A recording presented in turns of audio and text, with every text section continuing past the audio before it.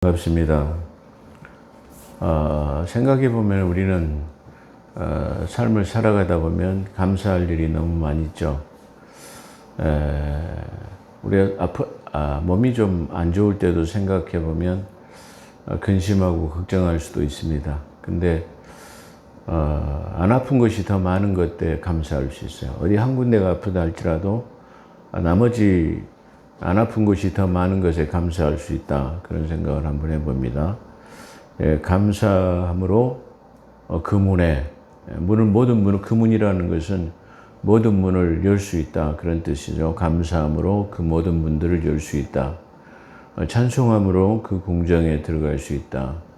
그 궁정은 왕이 계신 곳을 말하죠. 그러니까 우리가 감사하고 또 찬양할 때 우리는 왕을 아련할 수 있는 마침내 만왕의 왕이신 예수 그리스도를 만날 수 있다라는 그런 생각입니다. 그런 말입니다. 그렇기 때문에 우리는 늘 삶 속에서 작은 감사라도 찾아가지고 감사할 수 있을 때, 감사할 때 많은 문들이 열어지게 될 것이다. 또 무시로 찬송할 때 우리는 하나님을 아련하고 배울 수 있는 은혜를 우리에게 베풀어 주실 것이다. 그렇게 생각 한번 해봅니다. 오늘은 히브리서 13장 1절에서 7절 결론이라고, 총론이라고도 말할 수 있죠. 결론 부분에 도달했습니다. 제목은 하나님을 기쁘시게 하는 제사. 제사라는 것은 흔히 구약의 제사를 생각할 수 있고, 또 제사라면은 꼭 교회 나와서 예배하는 것을 제사로 그렇게 생각할 수 있습니다. 근데 진정한 제사는 우리의 삶을 영화롭게, 우리의 삶이 하나님을 기쁘시게 하는 삶 자체가 하나님께 제사하는 거예요. 그걸 하나님께서 기뻐 받으신 거예요. 꼭 교회에 나와서만 그냥 하는 것보다는 항상 우리의 마음을 통해 가지고 하나님이 기뻐하는 삶을 사는 것 자체가 하나님이 보시기에는 이 제사와 같은 것이다. 그렇게 말할 수 있어요. 그렇기 때문에 우리가 그냥 세상에 그냥 허투루마투루 살다가 그냥 주일날 와가지고 그냥 경건한 척 예배를 드린다고 해가지고 전부 되는 것은 아니고, 우리의 삶 자체 속에서 하나님을 기쁘시게 하고, 또 그런 삶 가운데서도 주님의 나라를 통해서 교회에 나와서 우리가 진정한 마음으로 하나님 앞에 예배를 드렸을 때 더 기뻐하시는 예배가 될 수 있다. 그렇게 말씀드릴 수 있습니다. 그래서 이 히브리서 결론 부분에서는 하나님을 기쁘시게 하는 것이 뭐냐, 하나님을 기쁘시게 하는 제사가 무엇인가를 그렇게 말하고 있습니다. 히브리서는 총 13장으로 되어 있는데요. 이 13장으로 되어 있는 이 책은 1장은 서론적인 것으로 마지막 13장은 결론을 담고 있는 비교적 아주 명료한 그런 책이라고 그렇게 볼 수 있습니다. 시작은 서론으로 시작해가지고 뭘 설명하고 마지막에는 결론으로 딱 짓는 아주 간단명료하게 누구나 보면 이해하기 쉬운 그런 책으로 되어 있다. 그렇게 말씀드릴 수 있어요. 그렇기 때문에 오늘 이 13장은 그런 측면에서의 서론적인 것으로부터 시작해가지고 그 과정을 쭉 설명해 오고, 그 다음에 결론으로 마치는 그런 결론으로 지금 마치려고 하는데, 지금 너희는 하나님이 기뻐하시는 제사가 뭔가를 주지해가지고 하나님을 기쁘시게 하는 삶을 살아라. 그런 내용이 집중적으로 들어있다. 그렇게 말할 수 있어요. 그래서 이 히브리서는 처음에 시작하는 서론에 보면 하나님은 누구시냐, 예수님은 누구시냐 그러면 창조주이시다. 창조주로 시작하죠. 그럼 창조주이시며 하나님의 본체셔. 그러니까 보이지 않던 하나님의 형상이 실체로 나타나신 분이 누구냐 그러면 예수님이다. 그래서 예수님은 하나님의 본체시다. 그렇게 말하죠. 그 다음에 하나님의 본체로 나타나신 예수 그리스도는 인간의 모든 죄를 정결케 하시는 일을 하시고, 하늘 보좌 우편에 지금도 앉아 계셔서 인간의 죄들을 정결케 하시는 일들도 지금 하고 계신다. 그렇게 말씀드리고 있습니다. 그래서 인간의 모든 죄를 정결케 하시는 이 예수 그리스도께서는 누구시냐? 그러면 그 구약 성경, 저 이스라엘 백성들이 그렇게 흠모하고 존경했던 모세보다도 아주 월등한 사람이다. 그리고 그런 천사.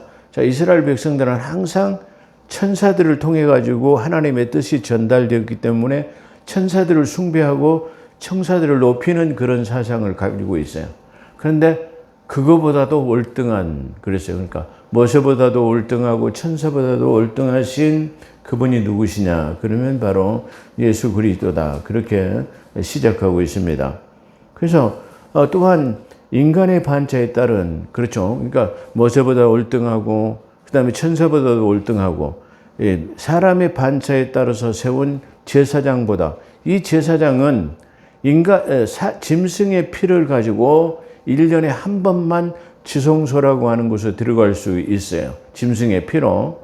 근데 이 인간의 제사장은 수완, 다시 말하면 나이가 들고 늙어서 죽기 때문에 또 다른 제사장을 세워야 되고, 이 사람이 또 죽으면 또 다른 제사장을 세워야 되고, 또 짐승의 피를 짐승의 피로 이 지성소라고 하는 곳에 들어가서 이 번제를 드린다. 근데 예수 그리스도께서는 영원하신 분이에요. 영원하신 분이고 하늘의 멜기세덱의 대제사장으로 짐승의 피가 아닌 아주 깨끗하고 성결한 예수 그리스도의 당신의 피를 가지고 단번에 지성소라고 하는 저 하늘 지성소에 단번에 들어가셔서 새롭게 산 길, 영원한 생명의 길을 열어놓으신 분이다. 지금 그렇게 설명하고 있어요. 그래서 이분은 그러면 이로 인하여, 그러니까 이런 과정을 통해 가지고 당신의 피뿌림을 통해 가지고 너희가 구원을 얻었다고 한다면, 이제 너희가 이 구원을 받아 영원한 생명을 얻었다고 한다면, 그러면 믿음을 가지고 살아라. 그 영원한 생명을 가진 예수 그리스도를 믿고 의지하며 신뢰하는 삶을 살아라. 그게 지금 이 히브리서의 중요 주제다. 그렇게 말씀드릴 수 있어요. 그러니까 어떻게 보면 지금 이 히브리서 13장을 아주 제가 핵심만, 아주 그냥 엑기스만 말씀드린다고 한다면 바로 이런 것이에요. 이것만 주지한다고 한다면 히브리서 13장을 전체적으로 내가 주지할 수 있는, 깨달았다라고 말할 수 있는 그런 책이다. 그렇다. 그런 시간이다. 그렇게 말씀드릴 수 있어요.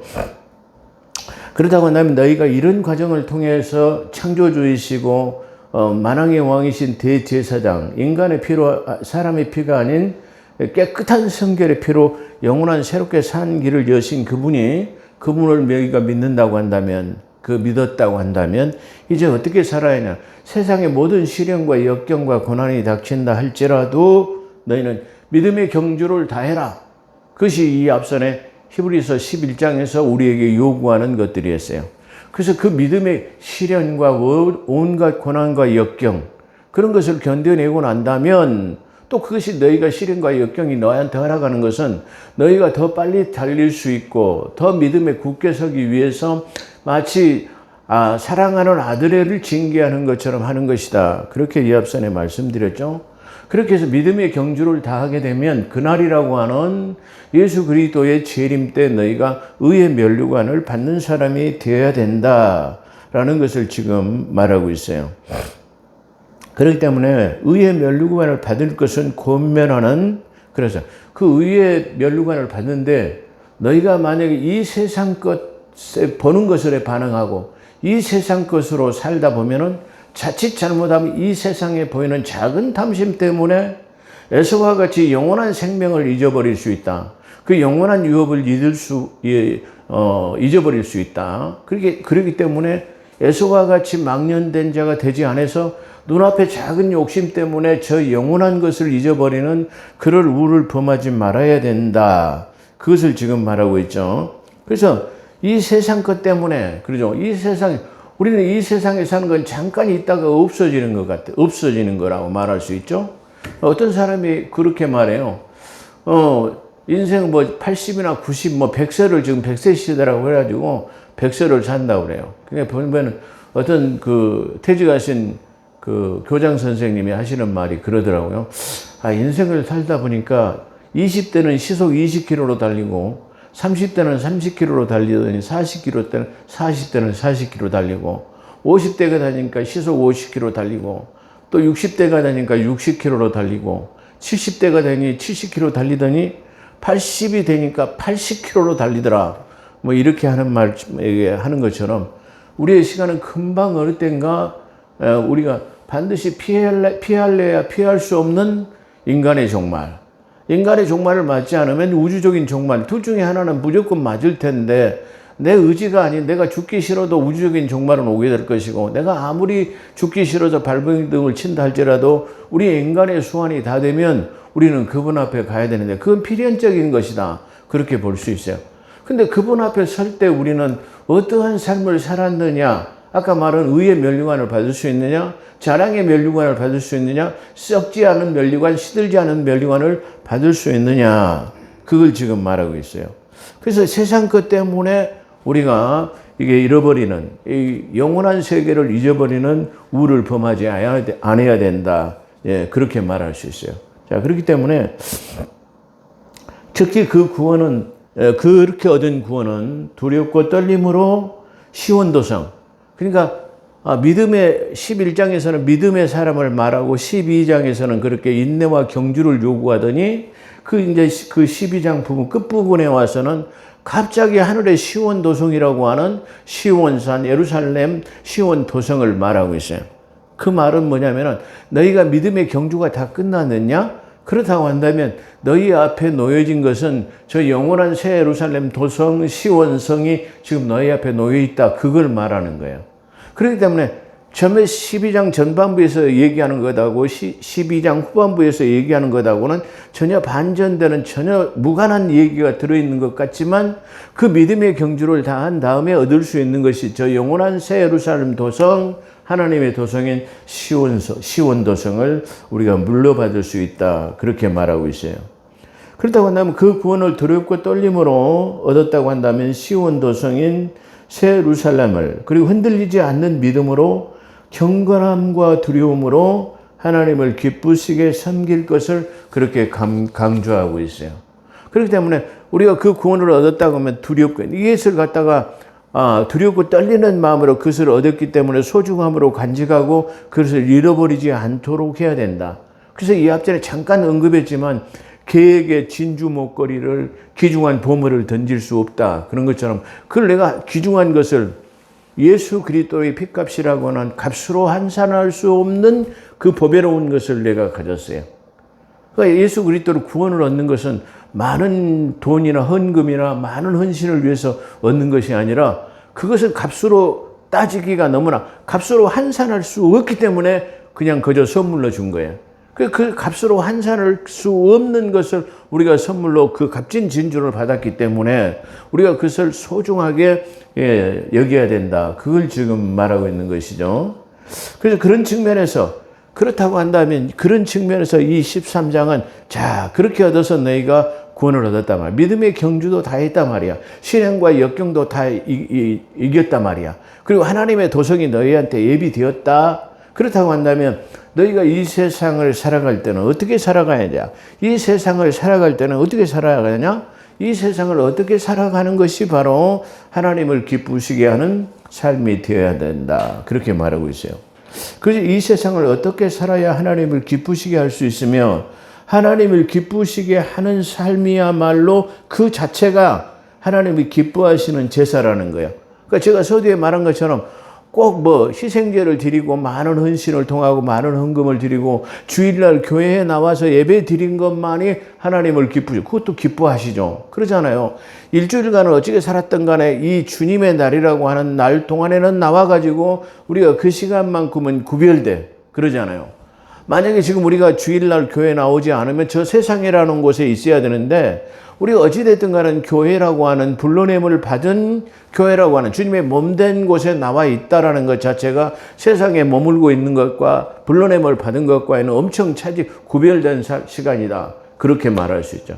그것만도 기쁘지만 그것만으로도 기뻐하시지만 그래 더 기뻐할 수 있다고 한다면 그래 너희가 세상에 나갈 때는 더 하나님을 기쁘시라 너희 삶 자체가 내가 향기롭게 그걸 전부 다 이게 기뻐하시는 제사로 받는단 말이야. 그렇다고 한다면 우리가 너희가 세상을 어떻게 살아야 되느냐 그걸 말해요. 그러니까 우리의 삶 자체가 뭐예요? 하나님 앞에 나와서 예배하는 것 자체만이 제사가 아니라 우리의 삶 속에서 하나님을 기쁘시게 하는 일 자체 전반에 모인 것이 이게 제사다. 그렇게 말할 수 있어요.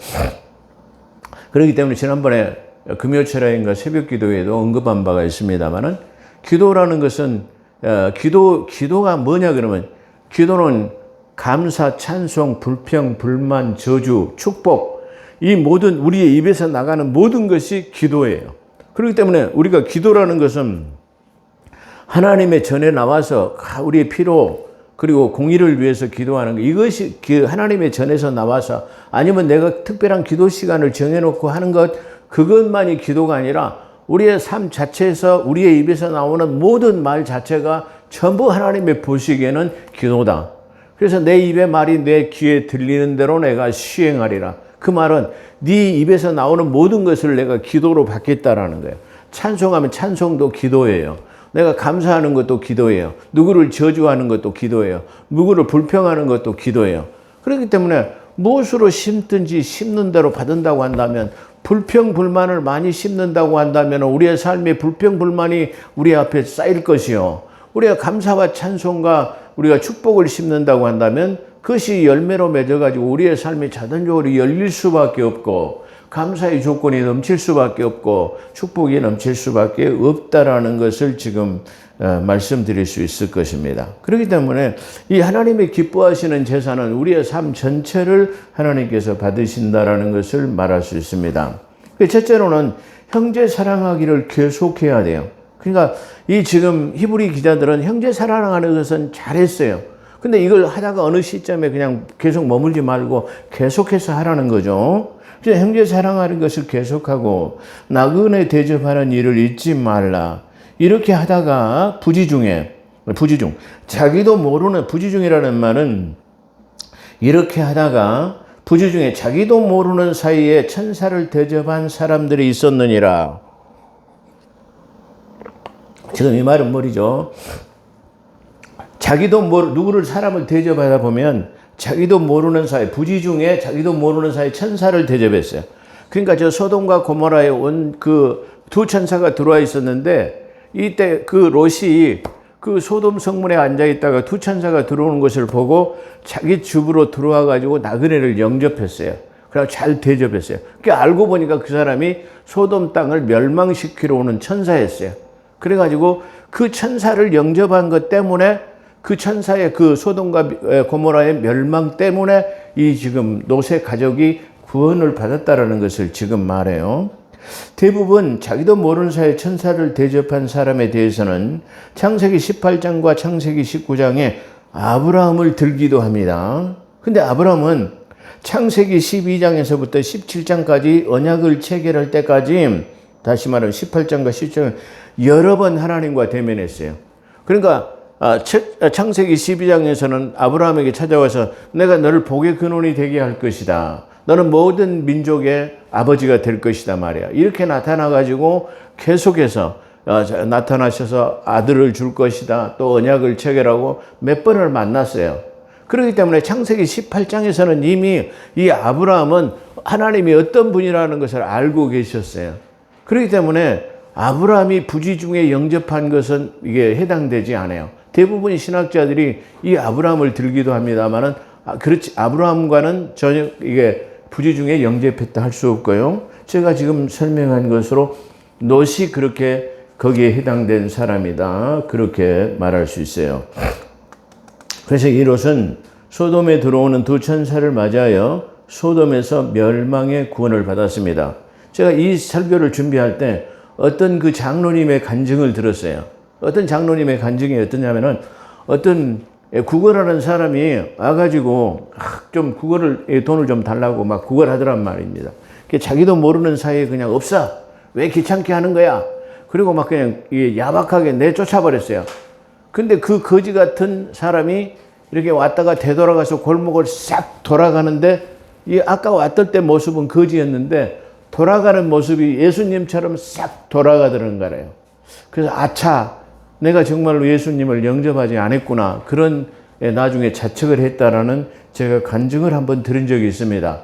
마치 그런 것처럼 우리는 마태복음 18장 10절에도 삼가 이 소자에게 쉽게 말하면 잘 대접하는 사람은 결단코 하늘에서 그 상급을 잊지 않을 것이다 라고 말하면서 이 천사를, 이 작은 천사를 이 지키는 천사는 날마다 하늘에 계신 그 아버지를 배웁느니라, 그렇게 성경에서 증거하고 있습니다. 그렇기 때문에 우리는 부지 중에 언제 주님이 많이 쉽게 말하면 헐벗은 나그네로 언제 주님께서 거지의 모습으로 나한테 나타날 수도 있다라는 것을 우리가 한 번쯤 생각해 본다면은 어떤 굶주린 사람이나 어떤 헐벗은 사람이나 어떤 박해를 당하는 사람도 우리가 그냥 간과하지 않을 수 있는 믿음이 있을 것이다. 지금 그걸 여기서 부지 중에 천사로 영접한 것을 지금 비유로 표현하고 있다. 그렇게 말씀드릴 수 있습니다.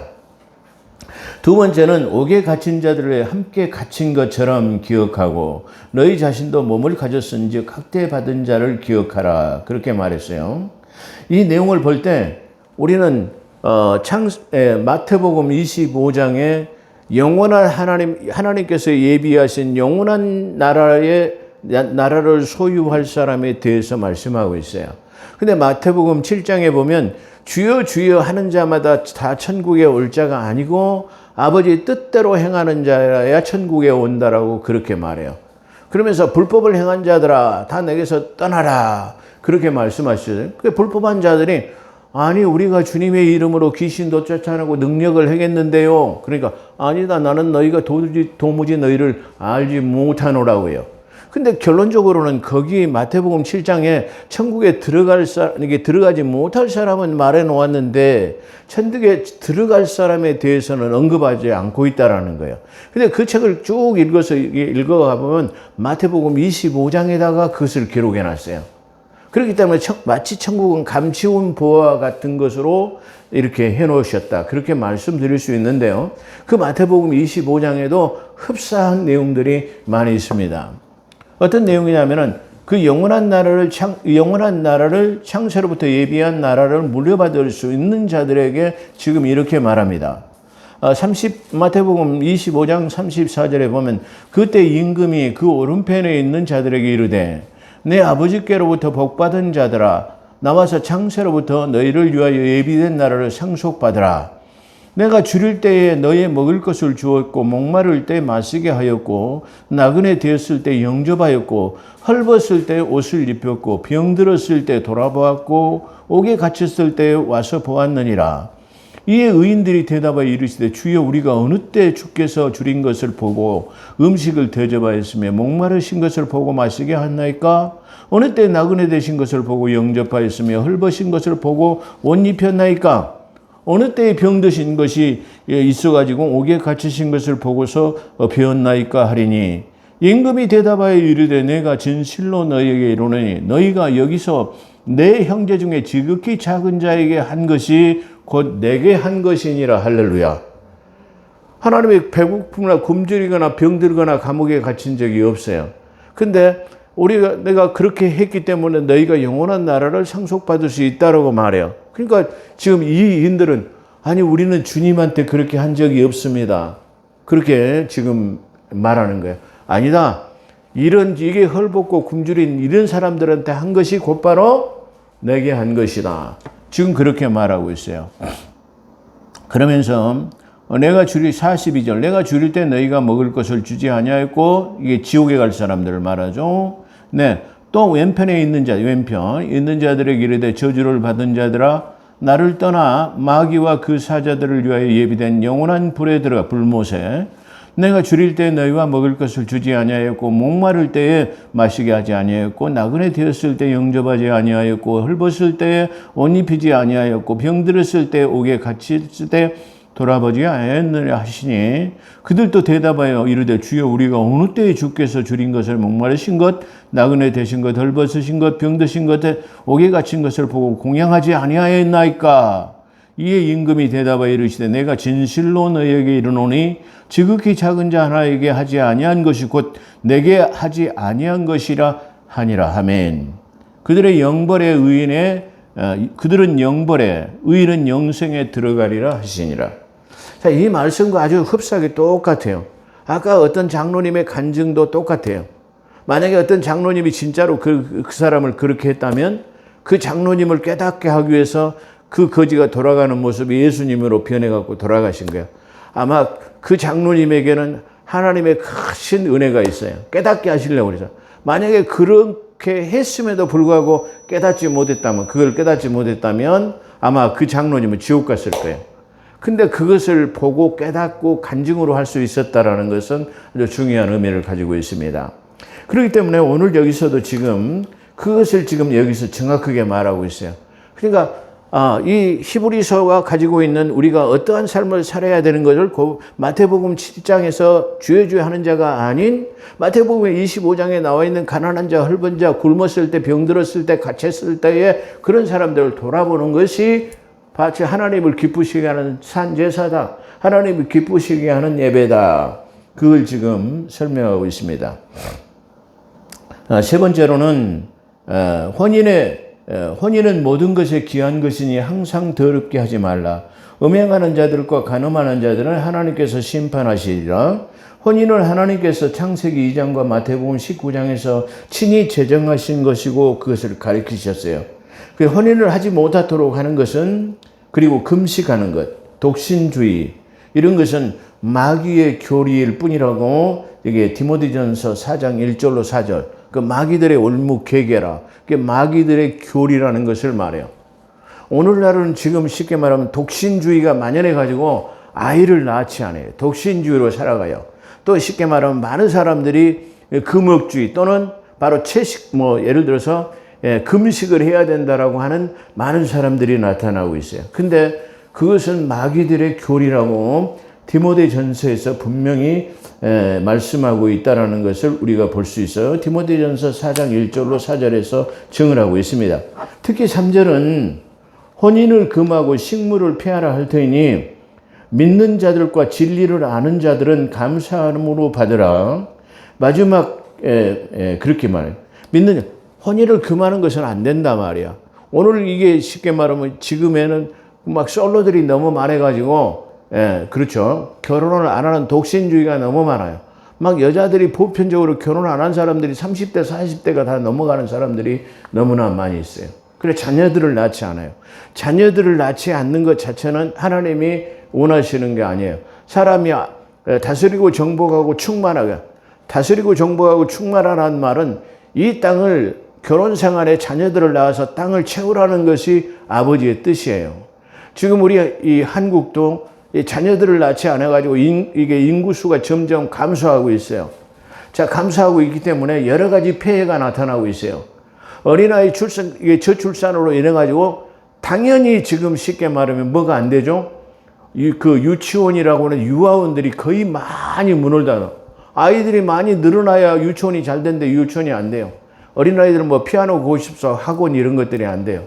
또 그렇기 때문에 당연히 피아노 교습소고 뭐고 학생들 수가 줄어드니까 자연히 시골에는 아이들이 없는 마을은 학교가 폐교되고 또 도시에 있는 학교들은 통폐합해가지고 학교 수를 줄이게 하고 또 그 다음에 고등학교도 마찬가지고 대학도 마찬가지고 이런 여러 가지 폐해를 나타내게 되는 거예요. 그런 것을 우리가 지금 이제 볼 수 있습니다. 그런 것처럼 혼인을 금하고 식물을 폐하라 할 터인데 믿는 자들과 진리를 아는 자들은 감사함으로 받으라.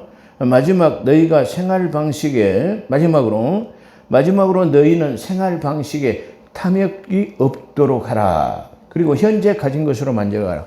자, 이 히브리서의 마지막 권면에 말하면 우리의 생활 방식까지도 우리에게 권면하고 있어요. 그러니까 앞으로 너희가 믿음을 가지고 지금 이 시대를 살아가는데 어떤 생활 방식을 가지고 하는 생활의 지침까지도 여기서 말하고 있다는 거야. 너희가 어떠한 생활 방식을 가져야 되느냐? 그러면 탐욕이 없도록 하고 현재 가진 것으로 만족해야 한다는 생활 지침까지도 여기서 말씀하고 있다는 것이 아주 독특하다. 그렇게 말씀드릴 수 있어요. 다른 어시에서도 그냥 권면하고 있다고 한다면 여기는 지침을 딱 마련해놓고 이렇게 살아. 그래갖고 딱 쉽게 말하면 그 규범을 만들어서 우리에게 주고 있다라는 것입니다. 디모데전서 6장 10절에 보면은 돈을 사랑하는 것은 일만하게 뿌리니 그리고 말하고 있고, 또 로마서 16장 18절은 그러한 자들에게 우리 주 예수 그러한 자들, 다시 말하면 돈을 사랑하는 자, 탐욕과 탐심에 가득 찬 들에게 말하는 거죠. 그러한 자들은 우리 주 예수 그리스도를 섬기는 것이 아니라 자기들의 배를 섬기는 것이니 그들의 정중한 말과, 그들은 누구냐면은 항상 아주 정중한 말을 하고 또 그럴듯한 언변으로 순진한 사람들의 마음을 미혹해 하느니라 그랬습니다. 그러니까 이 사단이라고 하는 이 사단은 항상 아주 정중한 잘 차려입은 말쑥한 신사로 나타나가지고 유혹하는 거예요. 그런 것처럼 여기서도 그렇게 말하죠. 정중한 말과 그럴듯한 언변으로 순진한 사람들의 마음을 현혹하는 것을 조심해라. 그렇게 말하면서 너희가 하나님께서 권면하신 생활 방식으로 지침으로 산다면 이는 그가 말씀하시기로, 그가 만약에 그 생활 방식으로 산다면 하나님이 너희를 어떻게 대우하실 것이냐, 그걸 지금 말하죠. 만약에 하나님께서 주시는 생활 지침, 생활 방식으로 산다면 이는 그가 하나님께서 말씀하시기로 내가 너희를 떠나지 아니하고 너희를 버리지 아니하리라고 말씀하시고 계십니다. 근데 시편 91편 14절로 16절을 보면 그가 나를 사랑함으로 내가 그를 구해낼 것이며 그가 내 이름을 안즉 내가 그를 높이리라. 그가 나를 부르리니 내가 그에게 응답하리라. 고난 중에 내가 그와 함께할 것이요 내가 그를 구해내고 그를 영화롭게 하리라. 내가 장수로 그를 만족케 하며 내 구원을 그에게 보이리라. 그러니까 다시 말하면 여기서는 그 말이에요. 다시 말하면 내가 너를 버리지 않고 떠나지 아니하리라. 나는 너희 하나님이 되고 너희는 내 자녀가 되리라. 자녀가 된다면 하나님께서 우리의 평생 모든 것을 다 책임져 주지 않겠습니까? 그런 것처럼 내가 너희를 떠나지 아니하고 너희를 버리지 아니하리라는 말은 바로 이 시편 91편 14절에서 16절에 있는 것처럼 내가 너를 높여주겠단 말이야. 내가 너를 영화롭게 하겠단 말이야. 네가 부를 때마다 내가 너를 응답을 들어주겠단 말이야. 그리고 내가 너를 만족해 하며 너를 이 땅에서도 아주 잘 장수하도록 해놓겠다. 여기서 장수의 목적은 이 땅에서도 뿐만 아니라 영원한 생명을 주어주는 것까지도 부여할 수 있다. 그런 뜻도 이게 받아들일 수 있다. 그렇게 볼 수 있습니다. 또 역대상 28장 20절에 보면 나의 하나님께서 너와 함께 하심이라. 그가 너를 떠나지 아니하며 너를 버리지 아니하시리라. 이렇게 말씀하고 있습니다. 마지막 7절은 하나님의 말씀을 너희에게 들려주고 다스리던 자들을 기억하고, 인도자를 말하죠. 여기서 이 다스리고 너희의 말씀을 전해주는 자는 뭐요? 이 시대의 목회자를 말하고 있어요. 이 시대는 구약 시대는 선지자, 다시 말하면 선지자나 아니면 서기관이나 대제사장들을 말하고 있죠. 근데 이 신약 시대에서는 저기다 하나님의 말씀을 너희에게 들려주고 너희를 다스리던 자, 여기서 다스리던 자들은 교회의 감독자를 말하기 때문에 당연히 교회의 목회자, 목사를 지금 말하고 있어요. 그것을 기억하고 그들의 행실과 결과를 관찰하라. 그러니까 무조건 그냥 그 좋은 점만 좋은 것만 물론 그 좋은 말이죠. 그렇지만 여기서 지금 말하는 맹목적인 것이 아닌, 아까 말한 우리가 주의해야 할 것은 뭘 주의해라 했어요? 그 어떤 사람으로 온다고 했어요? 정중한 말과 그럴듯한 언변으로 순진한 사람을 깨는 것을 조심해야 돼요. 그렇기 때문에 우리가 중요할 것은 다스리던 자, 말씀을 가르치던 자들도 그의 행실과 결과를 보고 그의 믿음을 따라야 돼요. 만약에 우리가 그들을 보고 그의 행실과 믿음, 결과가 다시 말하면 잘못됐다고 한다면 우리는 그것을 따르지 말아야 돼요. 예를 들어서 우리가 중요한 것을 몇 가지 보죠. 제가 어디 교회라고 말하지는 않겠어요. 그 젊은 목회 시절에는 아주 그냥 우리 한국 교회를 아주 그냥 센세이션을 일으킬 만한 그런 아주 목회자고 몇만이 모이는 목회자가 됐어요. 그런데 어찌됐든가 지금 그가 마지막 원로 목회자가 됐을 때 하는 행실이라든가 행동들을 보게 되면 도저히 그가 목회자로서의 할 수 있는 행동들이 아니에요. 그렇다고 하면 그가 아무리 중간에서 좋은 과정이 좋은 언변이 좋고 좋은 모습으로 보였다 할지라도 결론적으로 결과적으로는 좋지 못했어요. 그렇다고 한다면 너희는 거기서 떠나라고 하는 거예요. 고린도 교회에서 가장 중요한 것이 뭐냐면은 고린도 교회가 가지고 있는 것이 가장 중요한 문제는 고린도 교회가 4개의 파로 갈라져 있었어요. 4개의 파로 갈라진 데다가 아주 이방 사람들도 하기 어려운 아주 엄청난 제약을 범한 사람이 교회 안에 있었으면서도 그걸 갖다가 출교시키지 않은 것에 대해서 뭐라고 했어요? 심하게 질책하고 있는 것이 고린도 교회의 상황이에요. 그런 것처럼 우리 한국 교회의 성도들이 그런 것에 지금 쉽게 말하면 너무나 감각이 묻어져 있어가지고 그냥 그러면 그렇지. 그냥 막 세상 사람들이 공격하고 많은 사람들이 2단이다 3단이다 공격해도 거기에 그냥 물들어 버려 있어가지고 거기에 안주해 버리려고 하는 그런 상황을 볼 수 있어요. 만약에 우리가 그런 내용을 본다고 한다면 지금 그 교회 몇만이나 되는 성도들은 당연히 지금 이 결과를 보고 그들을 따르지 아니하고 나와야 돼요. 무너졌다 큰 성 바벨론이여 너희는 거기서 떠나라. 그게 하나님의 준엄한 말씀이다. 그런 것을 볼 수 있어요.